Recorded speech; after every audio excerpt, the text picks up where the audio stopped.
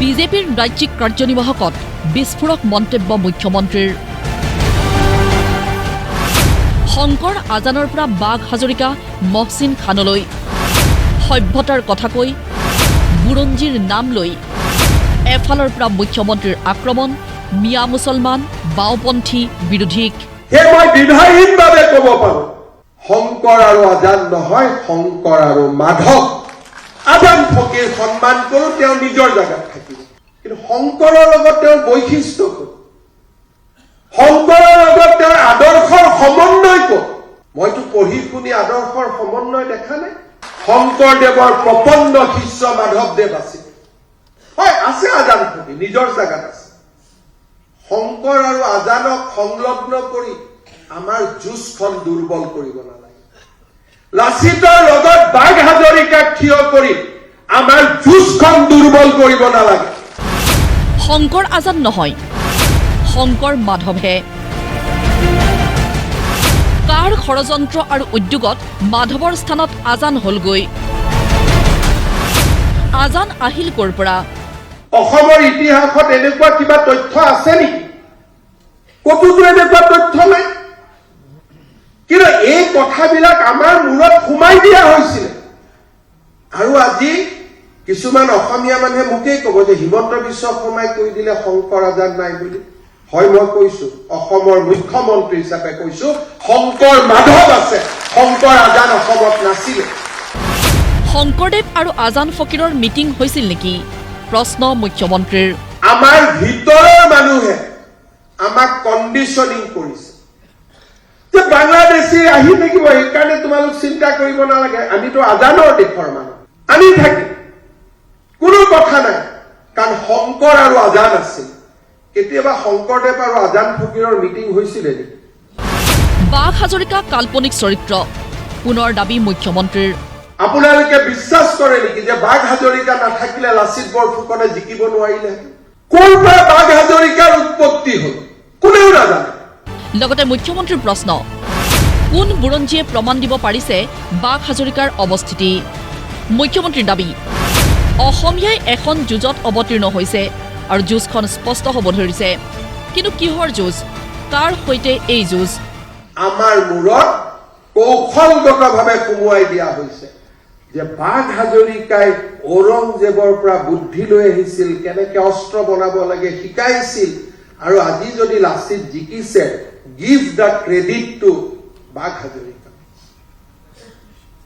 এইবিলাক সাধাৰণ কথা নহয়।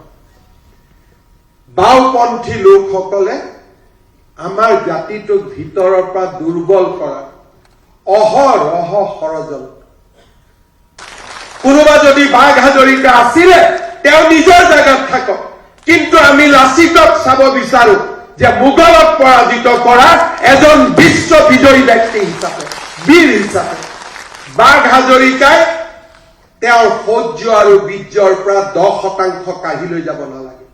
এই যুদ্ধখন আমাৰ অপচন নহয়, এই যুদ্ধখন আমাৰ কম্পালচন। হয় আমি থাকিম, নহলে তেওঁলোক থাকিব। ৭৫ বছৰ ধৰি অসমীয়াই মাথো এটাই কাম কৰিছে। কি কাম কৰিছে সেয়াও ক'লে মুখ্যমন্ত্ৰী হিমন্ত বিশ্ব শৰ্মাই।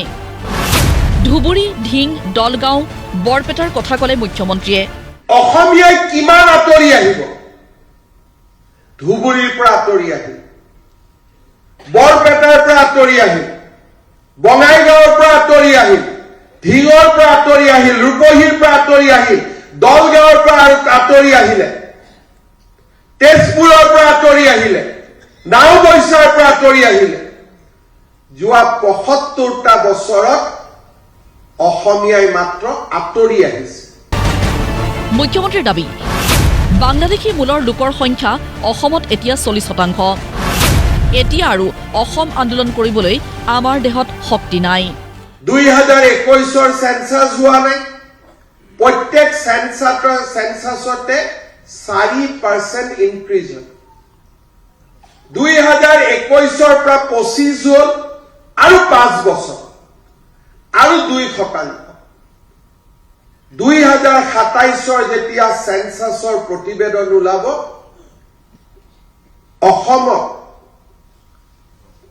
বাংলাদেশী মূলৰ মিয়া মুছলমানৰ সংখ্যা 40% আশে-পাশে। আজি অসমত আৰু এবাৰ আন্দোলন কৰিবলৈ আমাৰ জাতীয় জীৱনত শক্তি নাই। অসম আন্দোলন আমি লক্ষ্যত উপনীত নহলো। আলফাৰ বন্দুকেও আমাক লক্ষ্যত উপনীত কৰাব নোৱাৰিল। বিভিন্ন জিলাৰ কথা ক'লে মুখ্যমন্ত্ৰীয়ে। ৰাজধানী মহানগৰ গুৱাহাটীৰ কথাও ক'লে গুৱাহাটীতো এতিয়া কিদৰে আৰম্ভ হৈছে বাংলাদেশী মূলৰ নাগৰিকৰ আগ্ৰাসন। গুৱাহাটীৰ ফ্লাইঅভাৰৰ তলত চেল্ফ হেল্প গ্ৰুপে আহি ব্যৱসায় কৰা নাই।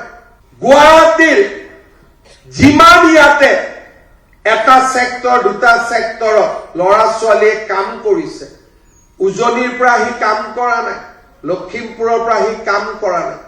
আজি উবেৰত বহি মাত্ৰ নামটো সুধিব, ফ্লাইঅভাৰৰ তলৰ দোকানীজনৰ মাত্ৰ নামটো সুধিব।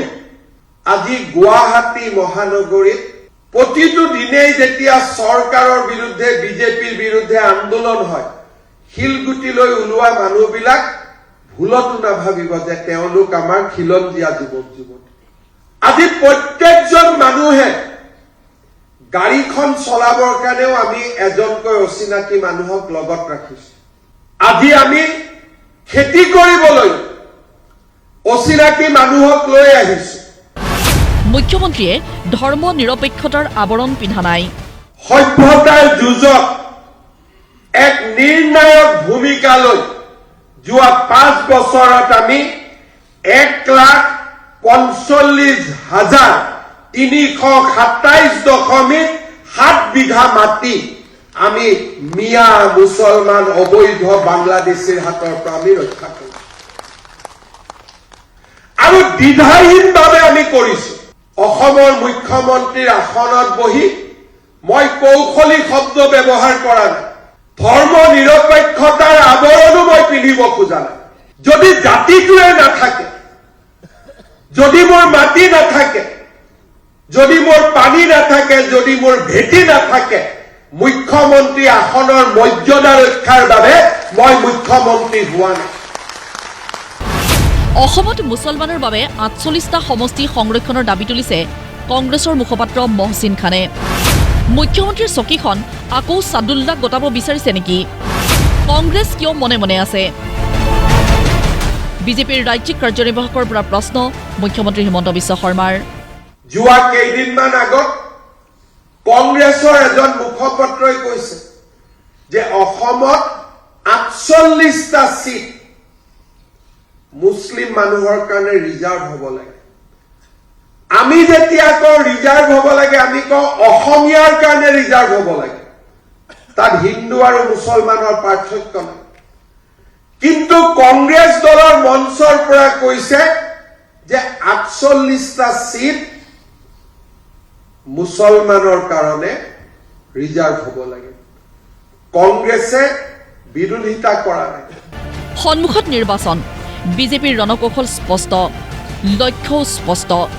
নিৰ্বাচনী যুঁজৰ গতি প্ৰকৃতি কেনে হ'ব তাৰ আভাস দি দলীয় নেতাকৰ্মীলৈ মুখ্যমন্ত্ৰীৰ আহ্বান। জাতিক ৰক্ষা কৰিবলৈ যুঁজিব লাগিব। আমাক এটা কলংকিত জীৱন লাগে নে আমাক এটা সুৰক্ষিত জীৱন লাগে? আহিবলগীয়া নিৰ্বাচন আমাৰ বাবে এই প্ৰশ্নৰ আমাক উত্তৰ দিব। আজি কংগ্ৰেছৰ মঞ্চৰ পৰা যেতিয়া ক'ব পাৰে যে 48খন আসন ৰিজাৰ্ভেশ্যন লাগে, কালি সেই কংগ্ৰেছ দলে ক'ব পাৰে যে অসমৰ প্ৰথমজন মুখ্যমন্ত্ৰীও আমাৰ সম্প্ৰদায়ৰ পৰা হ'ব লাগে। বাধা ক'ত পোৱা? তেওঁলোকে যদি আসন জিকিব পাৰে, কোৱাততো কোনো অসুবিধা নাই। আৰু চাওঁতে চাওঁতে ছাদুল্লাৰ পৰা কাঢ়ি অনা চকীখন আকৌ ছাদুল্লালৈ গতি কৰিব। বৰদলৈয়ে ছাদুল্লাৰ পৰা চকীখন কাঢ়ি আনিছিল আৰু আজিৰ অসমীয়াই আমি ছাদুল্লাক চকীখন আকৌ এবাৰ পাৰি দিম। আমাৰ জীৱনকালত ইয়াক আমি হ'ব দিব নোৱাৰো আৰু সেইকাৰণে আমি যুঁজিব লাগিব। ব্যুৰো ৰিপৰ্ট, প্ৰতিদিন টাইম।